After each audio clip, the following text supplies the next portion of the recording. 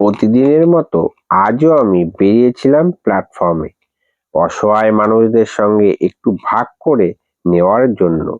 তোমরা তো জানো এই কাজটাই আমার শক্তি। হঠাৎ পেছন থেকে এক কাপা কণ্ঠে ডেকে উঠল এক ঠাকুমা, বাবা, আমাকে দুটো ভাত দেবে? আমি বললাম, আপনি এখানে বসুন ঠাকুমা, আপনার জন্য আমি খাবার এনেছি। যে খাবারটা আমি বাড়ি থেকে তৈরি করে নিয়ে গিয়েছিলাম একে একে সব তুলে ঠাকুমার প্লেটে সাজিয়ে দিলাম। ভাত, ডাল, সবজি ও মাংস, মিষ্টি। ঠাকুমা খুব খিদে পেয়েছিল। খাবার পেয়ে তিনি তাড়াতাড়ি খেতে লাগলেন। এই দৃশ্যটা দেখে আমার বুকটা আনন্দে ভরে উঠল। ঠাকুমা খাবারটা খেতে খেতে জিজ্ঞাসা করলাম, আপনি প্ল্যাটফর্মে কি করেন ঠাকুমা? তিনি বললেন, বাবা, একটু ভিক্ষা করি, যা পাই তাই দিয়ে কোনো মতে খাই।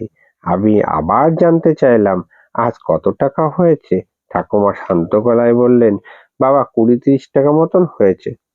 মনটা আরো ভারী হয়ে গেল। জিজ্ঞাসা করলাম, সকালে কিছু খেয়েছেন? তিনি বললেন, বাবা, সকালে কচুরি খেতে গিয়েছিলাম, 20 টাকা চাইলো, তাই আর খেতে পারিনি, শুধু চা আর বিস্কুট খেয়েই আছি। সেই মুহূর্তে বুঝলাম অল্প কিছু দিয়েও কাউকে মুখে হাসি ফোটানো যায়, আর সেই হাসিটা আমার সব থেকে বড় পাওনা। আমি চাই এভাবেই সবার পাশে একটু করে দাঁড়াতে।